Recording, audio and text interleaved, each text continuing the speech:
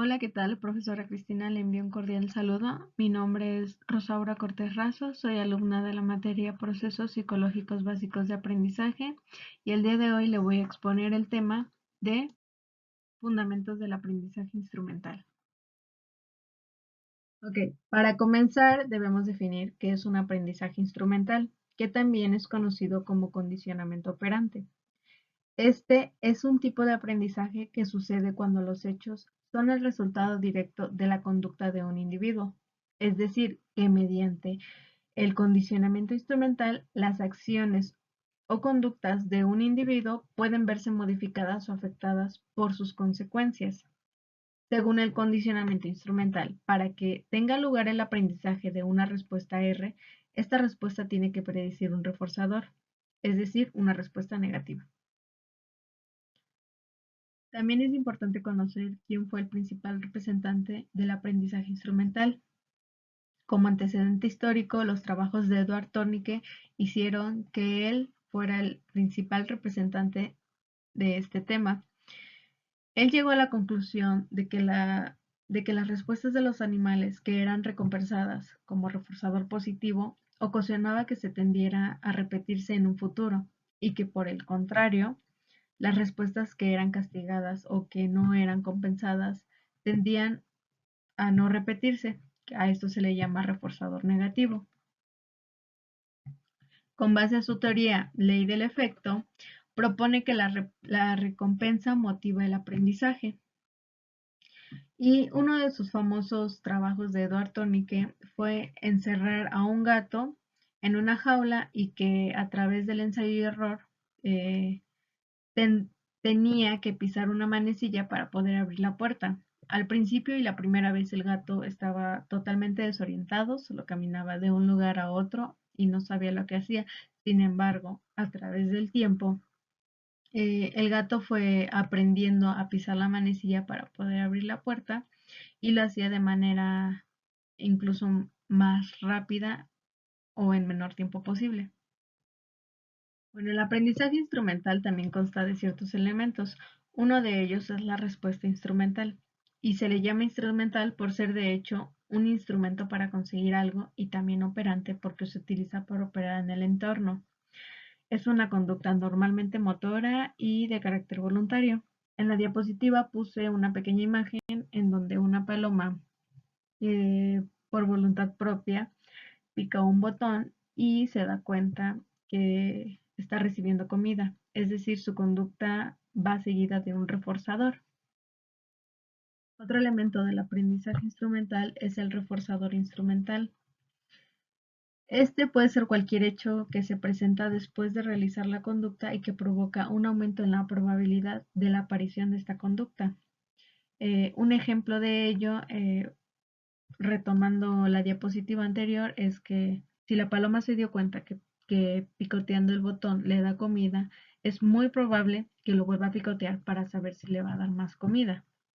Otro ejemplo común es si yo le digo a un niño que le voy a dar dulces, pero tiene que lavarse la boca 3 veces al día, es muy probable que se lave las bocas 3 veces al día con mayor frecuencia debido a que va a recibir una recompensa. Y por otro lado, también uno de los elementos del aprendizaje instrumental es la relación respuesta-reforzador. Aquí la conducta de instrumento eficiente requiere sensibilidad a la relación respuesta-reforzador y existen dos tipos de relaciones entre una respuesta y un reforzador. Una de ellas es la relación temporal, que es el tiempo que transcurre entre la respuesta y el reforzador. Un ejemplo de ello es la contigüidad temporal. Por otro lado, el segundo tipo de relación es la relación de contingencia respuesta-reforzador y esta se refiere al hecho de que la respuesta instrumental es necesaria y suficiente para la ocurrencia del reforzador. Para el reforzamiento instrumental existen programas que constan de 4 elementos, que son de razón fija, de intervalo fijo, de razón variable y de intervalo variable. Para evitarme leer las definiciones, voy a dar mejor un ejemplo de cada uno para que pueda ser más entendible. Por ejemplo, de razón fija es que los martes de cine es más barato. De intervalo fijo es que por cada 5 compras vas a recibir un regalo o una rebaja del 30%. De razón variable es que si tú pagas con la tarjeta, una tarjeta, no sé, Visa o HSBC, te puedes ganar el 50% de la compra, te lo reembolsan. Y de intervalo de variable es que durante los próximos 15 minutos las herramientas eh, de Sam's Club tienen un descuento del 70%. Dentro del aprendizaje instrumental contamos con términos que son importantes, como lo es la contigüidad y la contingencia. La contigüidad del reforzador es una variable fundamental dentro del condicionamiento instrumental y se refiere a la inmediatez en la presentación del reforzador tras una respuesta del sujeto. Por otro lado, la contingencia es la entrega del reforzador es dependiente de la ocurrencia de la conducta. Efectos del refuerzo no contingente. Un reforzador no contingente es un reforzador presentado fuera de tiempo a la aparición de la conducta.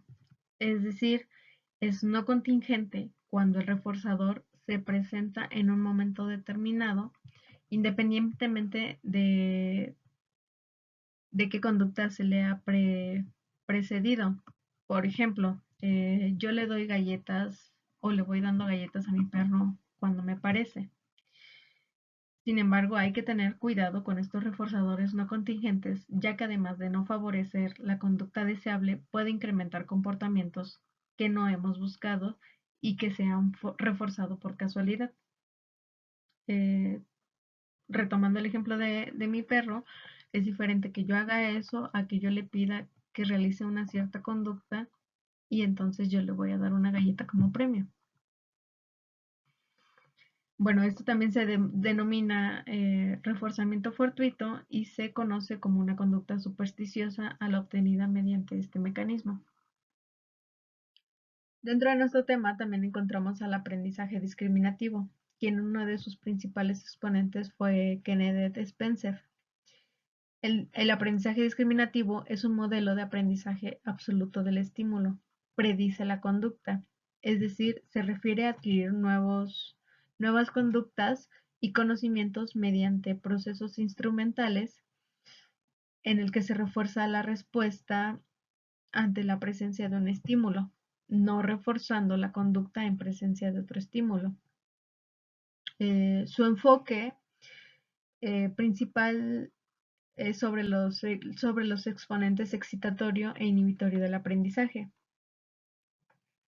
¿A qué se refiere el autor con esto? Es que cuando se presenta una discriminación entre dos estímulos de la misma dimensión, el E positivo se convertirá en un excitador, mientras que el E negativo será un inhibidor condicionado. Spence, junto con Peirce y otros colaboradores, señalaban que la interacción entre dos gradientes de generalización excitatoria e inhibitoria proporcionaban un marco de referencia útil para entender la manera en que los animales resolvían discriminaciones entre configuraciones de estímulos. Dentro de las condiciones del aprendizaje discriminativo es que al reforzar una respuesta se pone bajo el control de estímulos presentes durante el refuerzo. Es decir, que si se pueden controlar esos estímulos, por lo tanto se puede controlar una conducta. Y esto conlleva a que los estímulos discriminativos son aquellos que controlan la conducta, pero no la provocan ni la elicitan, sino solo indican que el reforzador está o no disponible para ejecutar la respuesta. Por otro lado, los mecanismos que se utilizan en el aprendizaje discriminativo son el de condicionamiento instrumental y el condicionamiento operante. A manera de conclusión, los autores que he referido anteriormente han tenido una gran significancia para lo que es la psicología e incluso para nuestra vida cotidiana, y que se siguen utilizando incluso actualmente. El condicionamiento operante se basa en el aprendizaje de una conducta dependiendo de la probabilidad de una consecuencia esperada. Dicho condicionamiento se fundamenta en los reforzadores positivos o negativos y castigos positivos o negativos. Y por último, que el aprendizaje discriminativo es un tipo de aprendizaje muy común en nuestra vida cotidiana, al igual que es muy importante, ya que permite discriminar entre diferentes situaciones y actuar de una forma adecuada. Muchas gracias. Y ya por último, aquí dejo la bibliografía.